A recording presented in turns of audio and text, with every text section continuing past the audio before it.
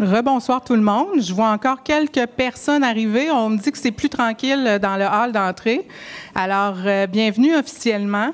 Je m'appelle Annie Fernandez. J'accompagne l'Office d'habitation de Drummondville et la Ville de Drummondville dans l'animation de cette soirée d'information concernant un projet qui vous mobilise. On est content que vous soyez là. Avant de parler davantage, parce que vous allez me voir pendant au moins 1 heure, je vais laisser la parole à la mairesse de Drummondville, Mme Lacoste, quelques instants.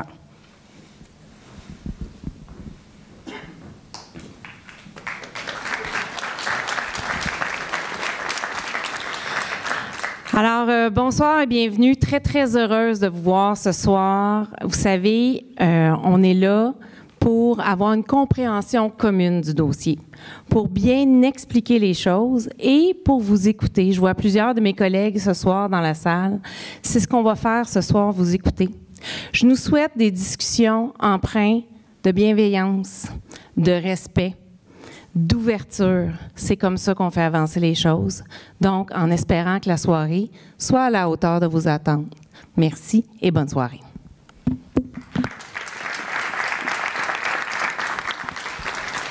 Merci, Madame la mairesse. Alors, brièvement, je vous explique le fonctionnement de la soirée. Vous avez des gens représentants de l'urbanisme qui sont avec nous ce soir. Alors, peut-être que vous les reconnaissez. Nous avons avec nous Martine Couture, qui est urbaniste, Madame Couture, et Patrice Furlan, chef de division à l'urbanisme. Du côté de l'Office d'habitation de Drummondville, nous avons David Bélanger, qui est DG de l'Office. Nous avons Marika Métayer, qui est coordonnatrice Habitation, et nous avons un invité spécial qui s'appelle Lancelot Languérand, qui va vous parler un peu plus tard. Alors, comment ça se passe ce soir? C'est que ces 2 groupes de personnes-là vont vous expliquer le projet, le processus, la réglementation entourant ce projet-là. Par la suite, il va y avoir une période de questions que je vais animer. Je veux que vous sachiez que la période d'information est filmée et qu'elle sera disponible sur Forum. C'est important pour les gens qui n'ont pas pu se présenter. Ça sera disponible demain. Aussi, je veux vous dire qu'il s'agit d'une séance d'information. Donc, moi, je m'attends de vous à ce que vous posiez des questions. Je vais gérer le trafic, comme on dit. Ce que j'aimerais aussi, c'est qu'on laisse la chance à plus qu'une personne de poser des questions. Donc, quand on voit que c'est la même question qui a été posée, peut-être céder la parole à quelqu'un d'autre pour s'assurer là, que tout le monde puisse poser des questions, en tout cas ceux qui en ont envie. Qu'est-ce que je peux vous dire d'autre? C'est sûr que les longs préambules aux questions, c'est moins la place.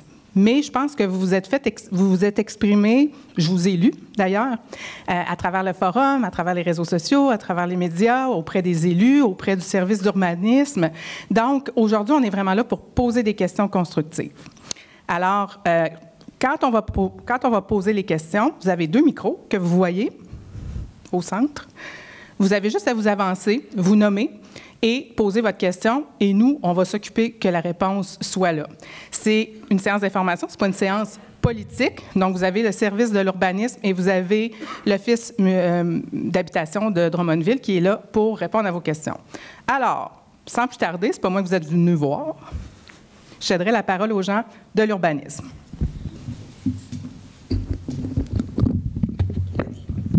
Je peux vous prêter le mien. Je suis généreuse comme ça. D'accord. Je vais regarder dans notre camp. OK. Alors, bonsoir. Mon nom est Patrice Furlan, chef de division urbanisme à la Ville de Drummondville. Alors, la première diapo que nous souhaitons vous présenter, alors je vais m'assurer que ça se diffuse. Alors, vous aviez ici un peu le déroulement de la soirée, comme on vient de vous l'expliquer. Je vais directement passer à la démarche d'information citoyenne pour que vous sachiez un petit peu quel a été le secteur ciblé. Et je m'explique, c'est que par moment, lorsqu'on tient des modifications de zonage, on tient des soirées d'information au préalable pour expliquer aux citoyens qu'est-ce qui s'en vient. Parce qu'il s'agit des fois de projets de règlement qui sont un peu différents de ce qu'on voit de façon plus traditionnelle, de modifier une norme d'implantation dans une zone ou de permettre un affichage surdimensionné. Dans ce cas-ci, c'était une particularité dans un quartier uniforme, un quartier du unifamilial. Alors, vous voyez le site où il se trouve. En fait, c'est la petite étoile qui est ici. Le secteur, en fait, il est, vous le voyez en vert, c'est toute la partie qui est découpée en vert. Ça, c'est le secteur, je devrais dire, en fait, la zone, parce que votre territoire municipal est découpé en plus de 1000 zones. Et dans cette zone-là, on retrouve essentiellement de l'unifamilial. Tantôt, ma collègue va vous expliquer quelle est la nature de la demande. Mais moi, je voulais, dans un premier temps, vous partager qu'est-ce qui a été fait, pourquoi on a découpé ce secteur-là. Bon, certains nous ont dit que le secteur aurait pu être plus grand. C'est sûr. On a fait plusieurs, disons, démarches similaires à celle-ci par le passé. Tout dépend de l'enjeu. Tout dépend de la perception qu'on peut avoir envers le projet. Habituellement, on se limite au lot immédiat. Dans ce cas-là, on avait ratissé plus large jusqu'à Brouillette. Et on avait aussi créé une page web qu'on vous avait annoncée à travers le document qui a été transmis auprès des citoyens qui ont reçu ça dans leur boîte aux lettres parce qu'ils étaient ciblés dans le périmètre qui avait été établi. On vous manifestait un sommaire d'informations, c'est-à-dire une information préliminaire qui vous permettait de comprendre de quoi il s'agissait, quelle était l'information sur laquelle on voulait vous approcher, et on vous annonçait que cette soirée-là se tiendrait le 7 novembre et que des questions et commentaires soumis à l'Office d'habitation et au service d'urbanisme ont pu nous être transmis à travers la page forum. Il y a eu aussi des appels téléphoniques que ma collègue Martine a reçus, ainsi que des courriels ou tout simplement des visites à l'hôtel de ville. Alors ça, c'était pour vous présenter dans un premier temps le secteur qu'on a découpé et puis pour que vous sachiez un petit peu pourquoi certaines personnes ont reçu des lettres, d'autres non. Vous comprendrez que à un moment donné, jusqu'à où on doit ratisser, ça devient arbitraire. Mais on avait quand même ratissé un bon secteur en allant chercher jusqu'à la rue Brouillette, le secteur qui était initialement visé. Alors, sur ce, je vais passer maintenant le micro à ma collègue Martine pour la deuxième partie de sa présentation.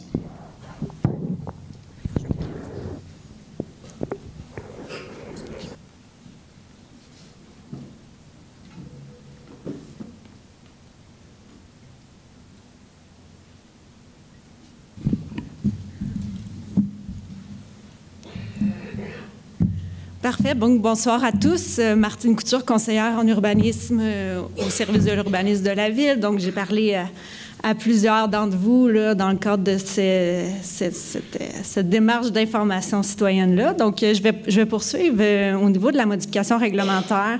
Comme j'ai expliqué à plusieurs, donc on a ciblé, en fait, l'outil du PPC-MOA, donc du projet particulier de construction, de modification ou d'occupation d'un immeuble.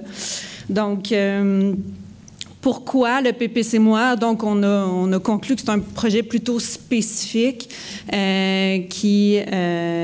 auquel, bon, on peut voir la zone là, en jaune à la droite, donc la zone H1209. Donc, c'est sûr que lorsqu'on vient modifier le zonage, normalement, bon, on vient autoriser l'usage à l'ensemble de la zone. Donc, on en a conclu que ça s'agissait moins. Pour ce dossier-là, en fait, on voulait utiliser le PPC-MOA puisque c'est un outil de zonage par projet. Donc, au lieu de l'autoriser à l'ensemble de la zone, ça serait spécifique aux délimitations là, du terrain qu'on peut voir en rouge. Là. Donc, et voilà. Puis également, là, j'ai pas parlé là plus haut, là, ce projet-là est dans le cadre d'un usage d'habitation collective là, au niveau des usages de la ville, donc le H8. Puis évidemment, dans cette zone-là, c'est de l'unifamilial isolé uniquement. Donc, c'est pour ces raisons-là qu'on est dans ce processus-là présentement.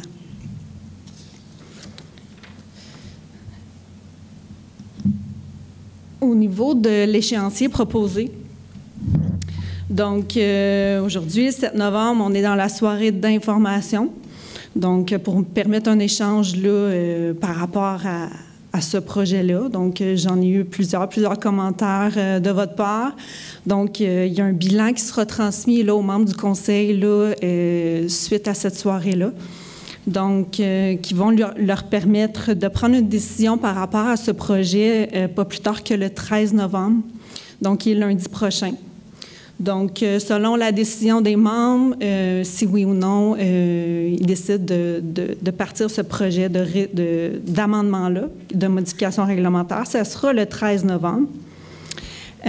suivant l'Assemblée publique de consultation qui est obligatoire là, selon la loi, qui serait le 27 novembre. Puis le soir même, à la séance du Conseil, qui aura adoption de la résolution. Pour après ça avoir l'approbation de la MRC le 5 décembre. Donc, on est dans un calendrier qui est quand même assez serré, considérant que l'OHD a peu de temps. Là, ils pourront vous mentionner les raisons là, par la suite, mais on était pris dans un calendrier quand même assez serré. Donc, c'est pour ça qu'on propose cet échéancier-là là, au niveau de ce projet. OK. Alors, je pense qu'on cède la parole à David. Et moi, je cède mon micro. Ah, mais mon Dieu. Ah, là, c'est juste la manette, ça. C'était juste la manette, oui. Bonjour, David Bélanger, je suis directeur général de l'Office d'habitation. Tout d'abord, je vous remercie. Je suis content aujourd'hui de pouvoir, avec évidemment mes collègues d'habitation, peut-être vous transmettre l'information sur la teneur du projet, donc vraiment qu'est-ce qui va s'implanter dans cette maison-là, ou ce qu'on souhaite implanter, et aussi là, vous partager les bonnes informations sur la clientèle qui va utiliser les services. C'est un projet concerté dans le milieu, donc qui est travaillé notamment avec Habitaction, mais également en concertation avec les autres organismes communautaires du réseau de Drummondville. C'est un projet concerté. Innov Habitat, l'Office d'habitation de Drummond sont deux entités là, qui travaillent ensemble. Innov Habitat, en fait, est le portefeuille immobilier de l'Office d'habitation.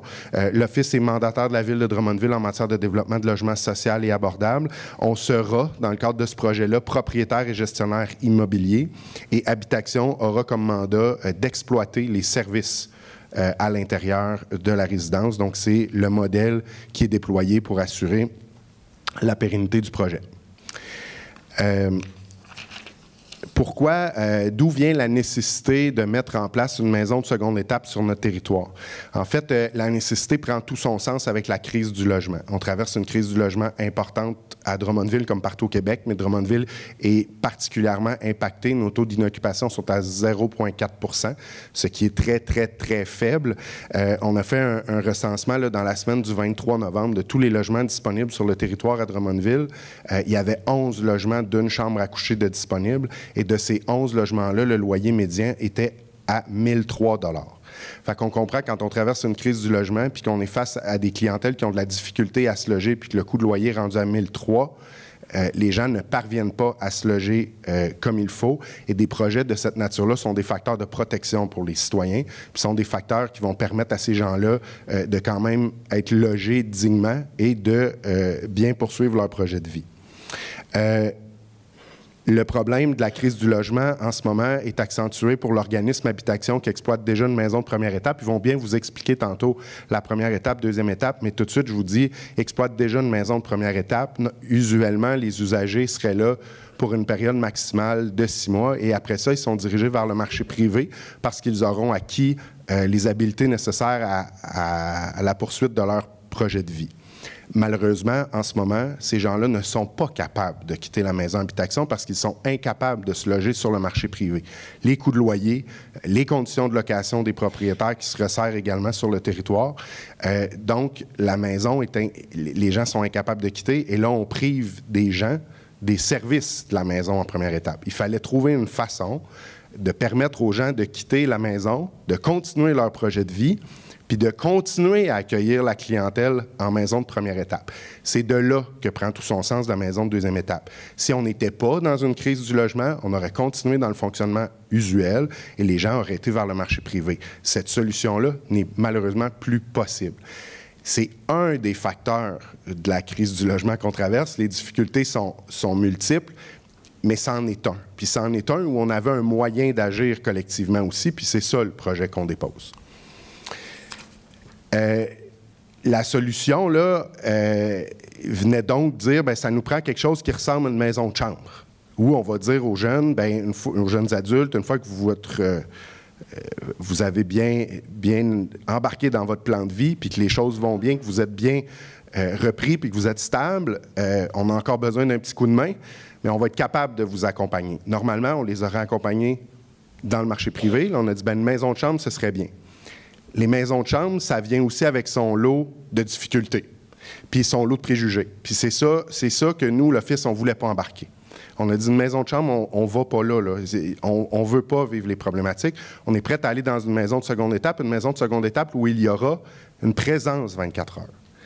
Donc, les intervenants qui vont être en maison de deuxième étape, de jour, sont des intervenants, de soir et de fin de semaine, non, c'est pas vrai, de nuit et de fin de semaine, des surveillants. On va revenir tantôt plus précisément sur le pourquoi, mais c'était pour nous une condition nécessaire pour que ce projet-là aille de l'avant. Donc, la présence des intervenants, c'est pas parce qu'on est face à une clientèle, on va bien vous en parler tantôt de la clientèle, c'est pas parce qu'on est face à une clientèle complètement désorganisée, bien au contraire, c'est parce qu'on veut éviter tout débordement, puis on veut assurer la quiétude du quartier, parce que la quiétude du quartier est un facteur de réussite de notre projet. Maintenant, qu'est-ce qui nous a amené à choisir l'emplacement de la rue Elvin? Bien, ce projet-là, première des choses, ça prenait une maison disponible sur le marché. Puis on tenait à ce que ce soit une maison, parce qu'on veut reproduire un modèle chaleureux. On veut s'éloigner du modèle institutionnel. On n'est pas en train d'intervenir auprès de jeunes délinquants, on n'est pas en train d'intervenir auprès d'une clientèle hypothéquée, pas du tout. C'est pas ça la clientèle qui est visée. On voulait un milieu chaleureux où les jeunes adultes allaient poursuivre leur plan de vie, leur plan de vie. Donc, ça prenait une maison qui était disponible sur le marché, qui allait permettre d'accueillir jusqu'à 15 personnes, qui allait respecter évidemment le budget. On est dans le réseau communautaire, on travaille aussi avec des fonds publics dans ce projet-là. Il n'y a aucun levier financier privé dans ça, là. Ce sont des organismes sans but lucratif, autant au niveau de l'Office qu'Habitation, qui vont être en arrière de ce projet-là. Donc, un cadre financier plutôt serré. Évidemment, une maison qui répond à la superficie nécessaire. On cherchait aussi une maison qui allait être à une distance raisonnable de marche des marchés d'alimentation et des pharmacies. Et 2 km, bien, ça s'inscrit pour la clientèle qui s'en va là, oui, effectivement, dans une distance raisonnable. On tenait à ce que cette maison-là s'établisse en dehors du centre-ville. On a entendu beaucoup parler là, dans vos commentaires. Je vais prendre le temps de vous expliquer pourquoi. Le centre-ville, puis notamment le CIUS, sort des études de défavorisation puis des indices d'inéquité sociale de façon régulière. Le centre-ville est un lieu très riche en inéquité et en défavorisation sociale. Et si on veut améliorer le sort de nos collectivités, c'est pas en regroupant les personnes qui vivent de vulnérabilité qu'on réussit à améliorer le sort de nos collectivités. Les études sont claires sur ça. Maintenant, on est aussi d'accord que ce n'est pas toutes les natures d'organismes ou les natures de clientèle qu'on peut sortir du centre-ville. Les gens qu'on peut sortir du centre-ville, ça doit être des gens dont le projet de vie est bien entamé, des gens qui sont stables, des gens qui sont autonomes, des gens qui sont mobiles. La clientèle qui est visée par ce projet-là répond à tous ces critères-là. Et en plus, cette clientèle-là, qui est une clientèle de jeunes adultes, ce qu'on cherche à faire, c'est les influencer positivement. Ils sont à un moment dans leur vie, sont en train de se reprendre en main, puis ils ont vécu des difficultés de toute nature. Puis là, ils peuvent soit pencher d'un bord, soit pencher de l'autre. Là, ce qu'on veut, là, c'est les faire pencher du bon bord. Fait que ce qu'on veut, c'est leur donner le cadre adéquat dans un milieu de vie calme, serein. Ces gens-là vont être un levier pour ce milieu de vie-là, puis ils vont contribuer à la vie du quartier, puis c'est ça qu'on veut. On a besoin d'implanter ces clientèles-là en dehors du centre-ville. Ce ne sont pas des clientèles qui sont des grands consommateurs des organismes communautaires de proximité, que je pense à la tablée ou que je pense au comptoir alimentaire. Ce ne sont pas des grands utilisateurs de ces services-là. Ils n'ont pas besoin d'être à côté de ces services-là. Ce ne sont pas des grands utilisateurs du réseau de la santé. Ils n'ont pas besoin d'être au CLSA tous les jours. Ils n'ont pas besoin d'aller à l'hôpital de façon fréquente. Puis les quelques fois qu'ils auront besoin d'y aller, ce sont des gens qui ont la mobilité nécessaire pour y aller. Donc, on cherche à éloigner ces gens-là des points chauds. Ça va bien, ils ont repris leur vie en main, c'est déjà fait, c'est parfait. On veut les garder du bon côté, puis on veut les éloigner des mauvaises tentations. Donc, oui, on cherche à sortir du centre-ville. Ce n'est pas une nouvelle mentalité, là, ce que je vous dis aujourd'hui. C'est une mentalité qui est ancrée. La Ville l'a d'ailleurs prévue dans sa politique en habitation. On parle de mixité sociale, on parle de quartier complet. Et il y a d'autres projets qui ont passé avant, puis qui ont passé exactement dans le même processus, puis qui sont implantés même à Drummondville dans d'autres quartiers. Je peux penser à l'îlot de solidarité de l'Ensoleillement qui est implanté dans le quartier Saint-Charles depuis, on l'a construit depuis 2 ans. Il y a des résidents à l'intérieur depuis 1 an. Ça s'est bien passé, ça va encore bien dans la communauté. On peut penser à l'Envolée des Mers qui est implanté dans la Marconi. C'est la même chose. On est implanté dans un quartier résidentiel. On veut que cette clientèle-là fasse partie du tissu social puis retire le bénéfice du tissu social du quartier. Donc, pour nous, le quartier résidentiel était important. Puis, on voulait aussi un quartier résidentiel qui avait une offre de services résidentiels intéressante. Vous avez des parcs, vous avez le skatepark, la patinoire, vous avez le deck. Ce sont des services de proximité qui vont être utilisés par cette clientèle-là et c'est ça qu'on veut. On veut qu'ils participent à la vie sociale, puis on veut qu'ils soient un citoyen, puis qu'ils prennent leur place de citoyen comme tout autre citoyen. Ce ne sont pas des clientèles hypothéquées. On va vous revenir là-dessus tantôt, mais je le répète. On tenait donc une maison chaleureuse qui s'éloigne du modèle institutionnel. Je pense que j'en avais parlé. Donc, l'objectif, c'est vraiment de leur donner le meilleur cadre de vie possible pour la réussite de leur plan de vie puis de leur plan de reprise en main. Maintenant, sur la propriété, je vais vous partager certaines informations, là.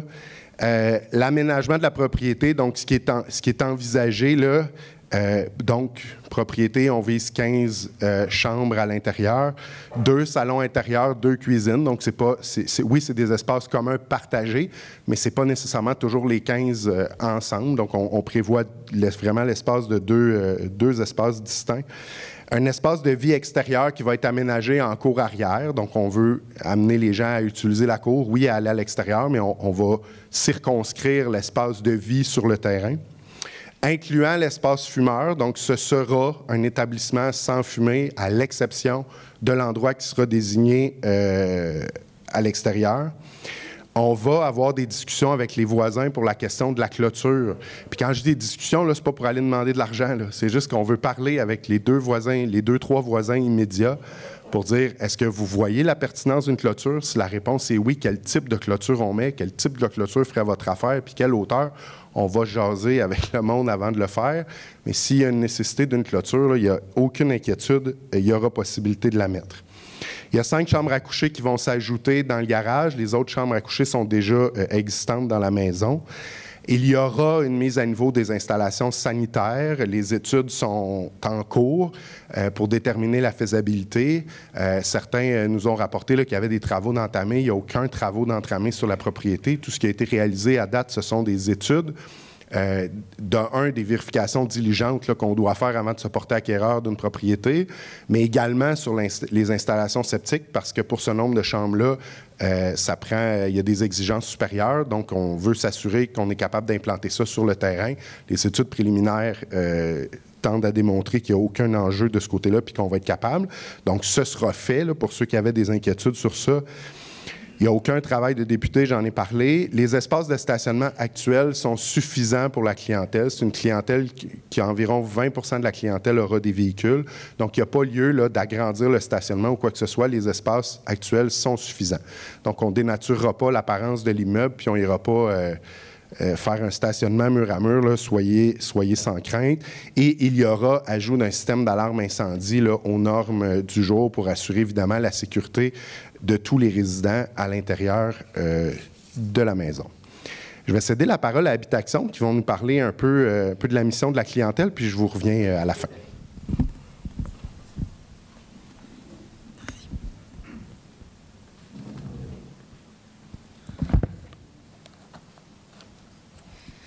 Bonsoir tout le monde. Je me présente, Marie-Cam Métaillé, coordonnatrice de la Maison Habitation présentement, mais aussi éventuellement coordonnatrice du projet de la Maison Seconde Étape. Donc aujourd'hui, je suis là pour vous parler plus en détail un peu de c'est quoi le projet concrètement, puis c'est quoi que ça l'engage, mais aussi vous présenter exactement c'est quoi la Maison Habitation Étape 1. Pour commencer, la Maison Habitation, on fait partie du regroupement des Auberges du Cœur, qui compte 32 auberges à travers le Québec dans 10 régions administratives. On aide à tous les années 3500 jeunes différents qui sont soutenus au niveau de l'hébergement. Ça, c'est sans compter tous les autres jeunes qui sont aidés à l'extérieur en post-hébergement. On s'en va, dans le fond, dans quelques années, dans 2 ans, on s'en va sur notre 40e d'existence de services mis en place. On n'a jamais eu de commentaires négatifs ou quoi que ce soit non plus en lien avec le fonctionnement de l'auberge. Je ne sais plus si je l'ai dit, mais je vais me répéter, mais on fait partie du regroupement des Auberges du Cœur. Puis, c'est ça. La Maison Habitation, présentement, l'étape 1, on est un organisme d'hébergement communautaire qui vise à aider les jeunes jeunes adultes de 18-30 ans dans une approche de réinsertion socio-économique. C'est un lieu de passage, un lieu d'affiliation sociale. Les anciens résidents, ils ont toujours accès à la maison sur des heures de visite. Ils ont le droit à participer aux activités. Ils peuvent s'impliquer dans la vie communautaire d'habitation. Puis c'est ce qu'on vise aussi avec eux présentement pour le projet 1. Et le projet 2, le lien d'appartenance, est très important également.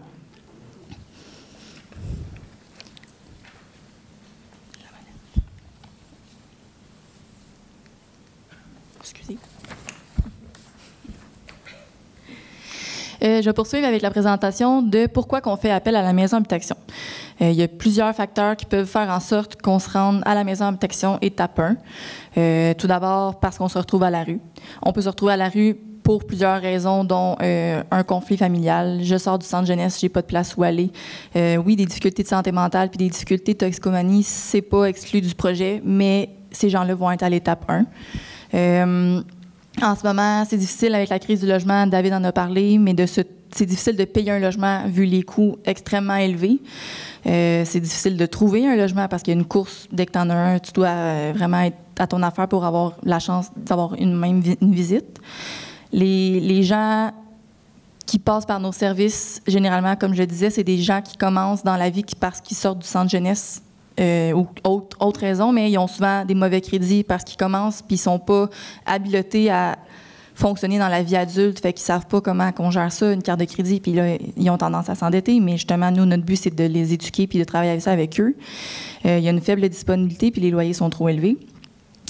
D'autres raisons qui peuvent faire en sorte qu'on passe par la Maison Habitation, c'est parce qu'on a vécu des situations difficiles et qu'on a besoin d'être entouré. Comme je le disais tantôt, le sentiment d'appartenance, c'est très important à la Maison d'habitation. Les jeunes sont les bienvenus dans les visites, dans les activités. On s'assure vraiment qu'ils soient bien accompagnés tout au long de leur séjour à l'hébergement, mais une fois après aussi. C'est surtout sur une base volontaire. Tous nos services sont sur une base volontaire.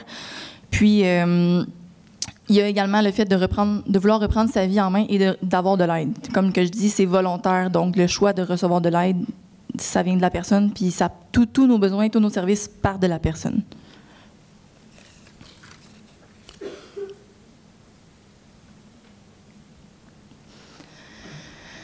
J'en ai parlé brièvement, mais je vais détailler un peu plus le principe de la première étape et le principe de la deuxième étape.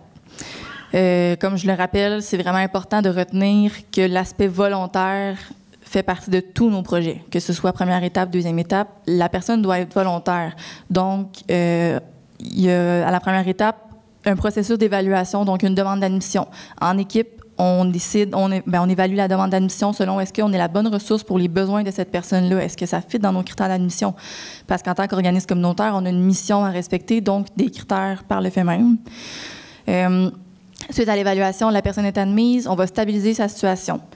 On va créer un lien de confiance avec cette personne-là, puis au fil du lien de confiance, c'est là qu'on va un peu faire l'évaluation des besoins, donc préparation d'autonomie en habitation. Puis là, avec le projet, ça se pourrait qu'on dise, selon le lien de confiance, le niveau d'autonomie, puis la stabilisation de la situation, c'est là ça se pourrait qu'on propose le deuxième projet, la maison deuxième étape aux personnes.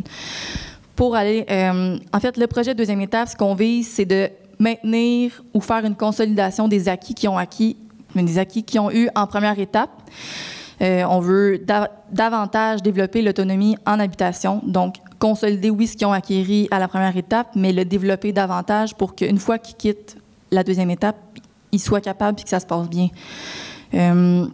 On travaille également le développement des habiletés sociales au cours du séjour, autant à la première étape, mais principalement à la deuxième étape aussi. On va les accompagner dans leur démarche de la vie adulte, que ce soit la recherche d'emploi, les démarches au niveau de la RAMQ, pièce d'identité, accompagnement médical, permis de conduire, retour aux études. Tout ce qui est démarche de la vie adulte, ils ont du soutien de notre part, mais je vous rappelle que c'est volontaire. Ils ne sont pas forcés, on ne force pas personne à être là, donc les gens savent à quoi s'attendre et dans quoi ils s'engagent comme processus en allant à la maison. On a parlé tantôt brièvement du délai de 6 mois à la maison de première étape. Juste mentionner comme ça que le délai de 6 mois peut être variable, c'est du cas par cas. Puis dans le cas où la personne atteint son 6 mois puis qu'elle n'a pas d'option, le délai peut être renouvelable tout dépendamment de la pertinence du séjour. Puis je rappelle que tant que la situation n'est pas stable, on ne fera pas de move vers l'étape 2.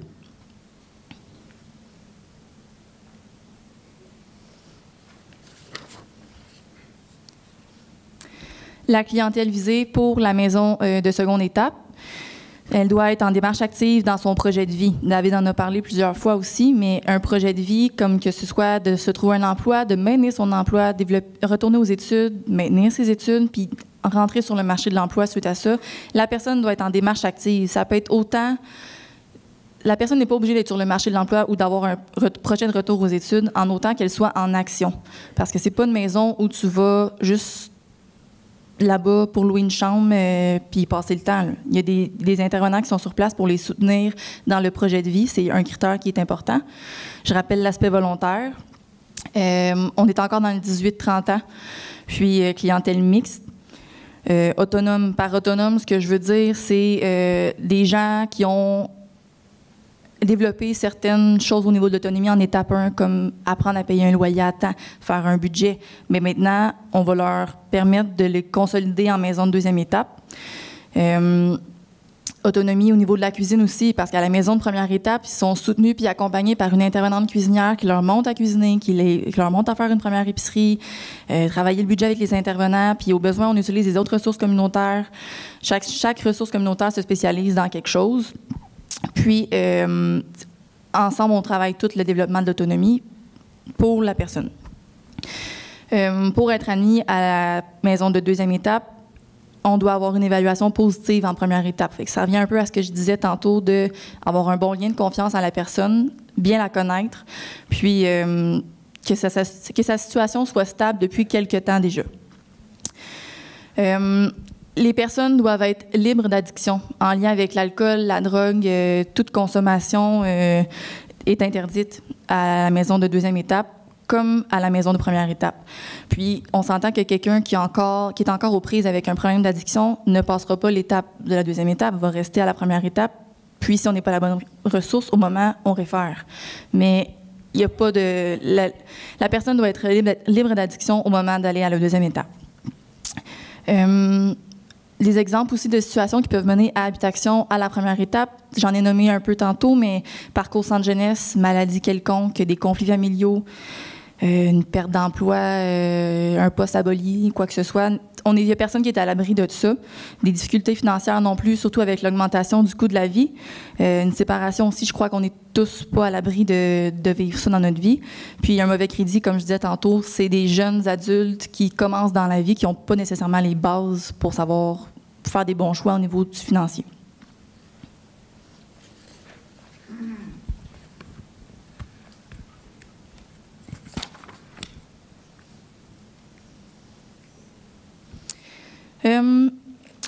La distinction entre intervenant et surveillant.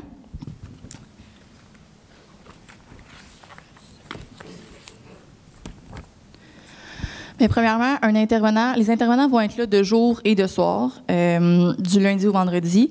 Puis la nuit et la fin de semaine, ce sera un surveillant. La différence majeure, c'est au niveau principalement des études. L'intervenant a un diplôme dans un domaine quelconque pertinent en lien avec la relation d'aide. Il va être présent de jour et de soir, puis il va relever de la coordonnatrice qui est moi. Donc, ils vont toujours être soutenus par moi et par le reste de l'équipe qui est à la maison étape 1 quand même. On reste une équipe dans tout ça, puis il ne faut pas s'oublier. Le surveillant va être là les soirs, la nuit et les fins de semaine. C'est un employé qui va être de confiance. qui va avoir une formation de base des intervenants planchers réguliers par rapport au code de vie. Il va connaître les procédures d'urgence, les premiers soins, les méthodes d'intervention. C'est sûr que tout ce qui est important au bon fonctionnement d'une maison comme ça, ces bases-là, il va l'avoir le surveillant. Il relève également de la coordonnatrice de l'hébergement. Puis, le surveillant va être soutenu en tout temps par un intervenant de garde qui est disponible à rejoindre par un cellulaire, téléphone, message texte, n'importe quelle façon que vous pouvez imaginer. L'intervenant de garde, il va toujours en avoir un, puis le surveillant de nuit et de fin de semaine ne sera jamais laissé à lui-même.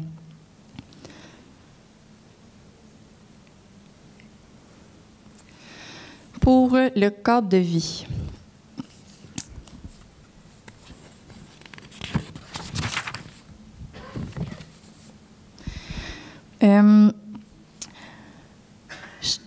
Chaque résident signe et s'engage à respecter le cadre de vie, puis tout manquement au cadre de vie, c'est susceptible d'une fin de séjour. On a mis quelques exemples des grandes lignes du cadre de vie, dont pas de rassemblement festif ou bruyant entre 23h et 7h, à l'intérieur autant qu'à l'extérieur. Maximum de 4 visiteurs simultanément dans la maison. Aucune consommation de drogue ou d'alcool sur les lieux, comme j'ai mentionné plus tôt. Un profil d'addiction active. Dans le fond, les personnes qui ont un profil d'addiction active, comme je l'ai mentionné, vont rester en première étape. C'est pas ce qu'on vise à la maison de deuxième étape. C'est pas un lieu qu'on veut. C'est pas une maison de party. C'est vraiment pas ce qu'on veut. Donc, les personnes avec une addiction active vont rester à la maison d'étape 1. Il va y avoir aucun animal de compagnie qui sera permis pour les chambreurs. Et le fumage et vapotage va être permis uniquement dans l'espace prévu, comme mentionné précédemment.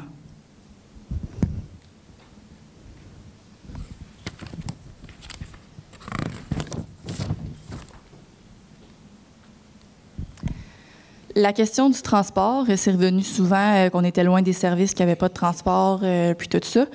Je rappelle que le but de cette maison-là, c'est de développer l'autonomie et la responsabilisation. Donc, nous, on s'engage à fournir des vélos à la disponibilité des chambreurs, des résidents. Il va y avoir un transport structuré pour des commissions, comme aller à l'épicerie ou à la pharmacie, mais il y a toujours le TIC géant et le IGA à disponibilité, à proximité de la maison. On s'entend que c'est pas nécessairement des épiceries qui sont données, je suis consciente, mais ça dépanne toujours mieux que rien. Puis les transports structurés pour les commissions peuvent servir à ça. Un moment dans la semaine, on s'engage à aller faire des commissions qui embarquent, puis les gens ne seront pas laissés à eux-mêmes. Il y a toujours aussi des transports de dépannage également. Par transport de dépannage, je veux dire un transport qui n'était pas nécessairement prévu, mais que, vu la situation de la personne ou quoi que ce soit, ça presserait dans le temps d'en faire un. Il y a les taxibus. Sinon, il y a la ligne d'autobus de la ville aussi qui est à 1,5 km de marche pour se rendre aux autres services en ville. Il y a toujours l'option du covoiturage. Comme on disait, il y a plus ou moins 20% des résidents qui ont un véhicule. C'est des gens qui sont assez débrouillards, je vous dirais, donc qui sont facilement capables de s'entendre sur des options de covoiturage ou, à la limite, nous aussi, là, on a un deuxième point de service, la maison d'étape 1. Ça se peut qu'il y ait des allers-retours des intervenants pour les changements de corps ou quoi que ce soit. On peut transporter les jeunes dans les dépannages ou dans les besoins. Ça ferait le tour du point de transport, je pense. Je laisserai la parole à Lancelot Languérand pour faire un témoignage de sa situation.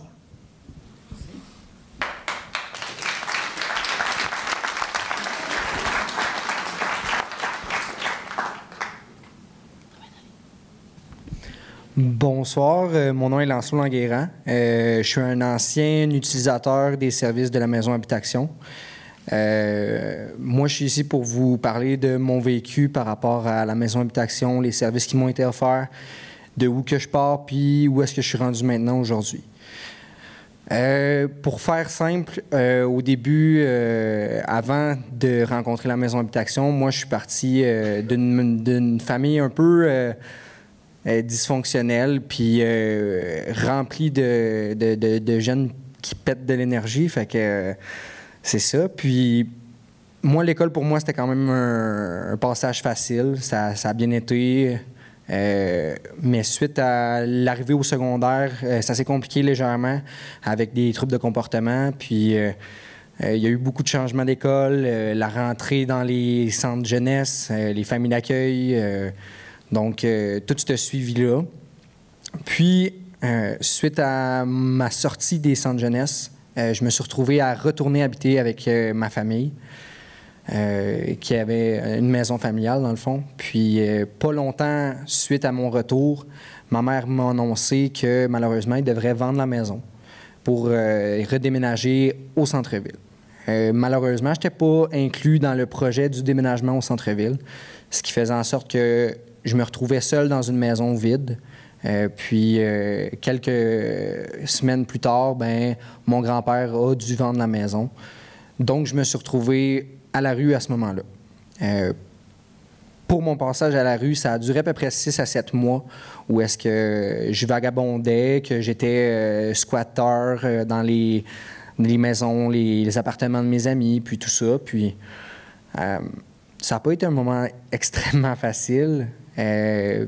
Mais la sortie de ce moment-là a été d'autant plus difficile. Ce que je veux dire par là, c'est que c'est pas facile de sortir de ce monde-là quand on est habitué d'être où est-ce que j'étais. La rue, c'est pas un monde super jojo. Donc, j'ai eu l'accompagnement de l'ensoleillement à la sortie de la rue. J'ai été faire un séjour d'à peu près 2 semaines à l'ensoleillement qui ont heureusement su me rediriger vers un milieu qui était plus adapté à mes besoins, c'est-à-dire la maison habitation. La maison habitation, comme qui a déjà été dit, qui est un milieu de vie pour les 18-30 ans. Puis moi, j'avais un emploi à ce moment-là, ce qui faisait en sorte que j'étais un très bon candidat. J'ai passé 6 mois à la maison habitation qui ont été 6 mois assez mémorables, j'ose le dire. C'est un très beau milieu de vie où est-ce qu'on est accompagné de A à Z pour faire toutes nos démarches dans le besoin. Il y a eu un moment où j'ai perdu mon portefeuille, mes cartes d'identité. J'ai été aidé à tout refaire ça, à me reconstruire en tant qu'humain, si on peut dire. Suite à ça, j'ai eu la chance de faire les appartements supervisés, qui est la suite du milieu de vie d'habitation. Ça s'est super bien passé. J'ai fait un 6 mois là-bas aussi. Puis, on m'a posé la question tantôt. 6 mois, ça m'aurait fait plaisir de faire partie de ce milieu de vie-là qui dans le projet futur. Je trouve ça intéressant parce que c'est un milieu qui, justement, va permettre à ces jeunes-là de vivre autre chose qu'un centre-ville bondé de délinquance, puis de toxicomanie, puis de pauvreté, puis qui va avoir accès à un milieu de vie très enrichissant, puis rempli de personnes qui sont déjà un super de beau quartier, puis une super de belle place qui est très appréciée de ma part. Fait que je pense que c'est un milieu de vie que j'aurais vraiment beaucoup aimé faire partie. Puis aujourd'hui, grâce à la maison habitation puis à mes efforts, bien évidemment, je suis rendu avec un appartement, un emploi stable. J'ai un enfant de bientôt 2 ans, puis une femme que j'aime beaucoup, que j'ai rencontrée aussi à la maison habitation. Puis ça fait en sorte que tout ce que j'ai vécu avec la maison habitation m'a permis de m'établir en tant qu'humain dans la société, puis de faire en sorte qu'aujourd'hui, j'ai pas besoin de m'inquiéter par rapport au fait que je suis capable de subvenir à mes besoins, je suis capable de me payer un appartement, de me loger, de me nourrir, etc. Puis je sais qu'en cas de besoin, je vais toujours avoir la maison habitation près de moi, où est-ce que je vais pouvoir aller demander de l'aide aux intervenants du poste hébergement, faire des visites, faire des activités quand je me sens peut-être un peu plus tout seul. Puis je pense que d'avoir un nouveau point de service, selon moi, c'est une grande aide qu'on peut offrir à notre société. On voit clairement qu'il y a une recrudescence de l'itinérance à Drummondville, puis je pense que c'est tout à notre honneur d'offrir ce point de service-là à notre communauté. Donc, merci beaucoup, puis bonne soirée.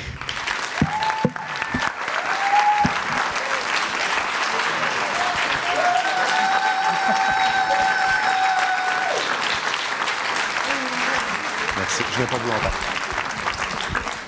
Merci Lancelot, j'avais pas le contenu de ton témoignage, mais c'est vraiment inspirant. Tu es un exemple qui aujourd'hui contribue à la réussite de notre société, qui participe aujourd'hui comme citoyen à notre société, puis je trouve ça inspirant. J'espère que ça vous a inspiré un peu aussi parce que c'est précisément l'esprit de la maison de deuxième étape. Lancelot a profité des services du poste hébergement. Aujourd'hui, le poste hébergement est ralenti. La crise du logement fait en sorte qu'on n'est pas capable d'envoyer les jeunes vers le poste hébergement. Ils doivent rester en maison de première étape. Et ce sont des jeunes comme Lancelot qui ne sont pas capables de sortir des autres ressources, qui ne sont pas capables de sortir de l'itinérance ou qui ne sont pas capables de sortir de l'ensoleillement, pour reprendre ton exemple, parce que la maison n'est pas capable de les accueillir en ce moment. Ce qu'on veut faire, c'est offrir un cadre de vie pour que les jeunes puissent sortir de la maison de première étape. Les conditions ont été clairement exprimées. Les jeunes pourront sortir de la première étape sur une base volontaire. Ils auront été rigoureusement sélectionnés. Ils seront stables. Donc, les problématiques de santé mentale auront dû être stabilisées, devront se comporter en citoyens comme vous et moi, puis comme on en a déjà dans tous nos quartiers. Devront être entièrement autonomes en matière d'habitation également. Et malgré ça, on va venir donner un cadre à l'intérieur de la maison pour être sûr que ces jeunes-là soient influencés du bon côté. Puis Lancelot l'a très bien dit. Pourquoi on veut sortir du centre-ville? On veut s'éloigner des tentations. On veut les amener dans un cadre de vie positif. On veut que ces jeunes-là aspirent à devenir le propriétaire de la maison d'en face dans quelques années. C'est pour ça qu'on fait ça. Ça peut être d'un autre quartier, là. C'est juste pour donner... Je vois madame lever la main, c'est votre maison. Je vous visais pas, madame. Je voulais juste illustrer... Donc, on me dit qu'elle est à vendre. Bon, c'est bien noté. Ce sont des jeunes adultes qui ont un projet de vie et qui ont fait le choix de s'investir dans leur projet de vie. L'opportunité qu'on leur offre, c'est de poursuivre cette reprise en main-là.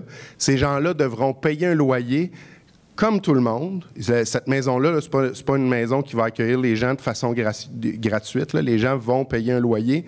Et c'est un privilège qu'ils acquièrent parce qu'en ce moment, il n'y en a pas d'autres options ou les autres options ne sont pas adéquates pour eux. Donc, c'est un privilège. Donc, j'ai la ferme conviction que ces gens-là, s'ils ont été bien sélectionnés, ce qu'on s'engage à faire, si la situation est stable, qu'ils sont autonomes, se considéreront choyés d'avoir cette opportunité-là et ils feront attention.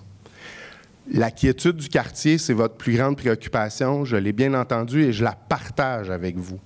La quiétude du quartier est un facteur de réussite dans notre projet. On a besoin que ces jeunes adultes-là évoluent dans un cadre positif, dans un beau quartier, puis dans un cadre où ils vont avoir le goût de s'investir dans leur vie de citoyen. C'est ça qu'on veut leur donner. Puis pour ça, nous, on prend l'engagement là, de veiller à la quiétude.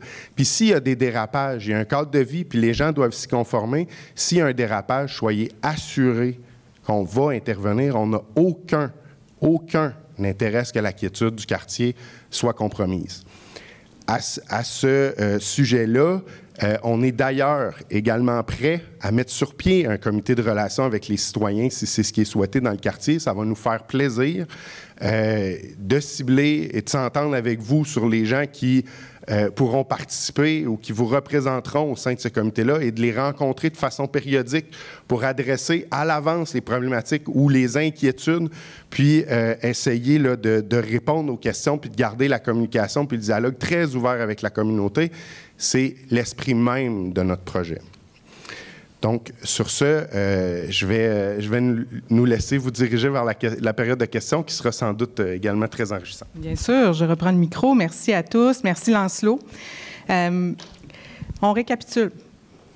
On a un projet d'étape 2 d'une maison qui serait installée dans le quartier qui a été visé, avec une réglementation qui a été expliquée par l'urbanisme, une réglementation qui est bien particulière à ce type de projet-là, qui fait en sorte qu'aujourd'hui, on est là à vous informer sur le projet et on rappelle qu'il reste quelque chose comme une semaine au conseil municipal pour vous entendre et prendre sa décision.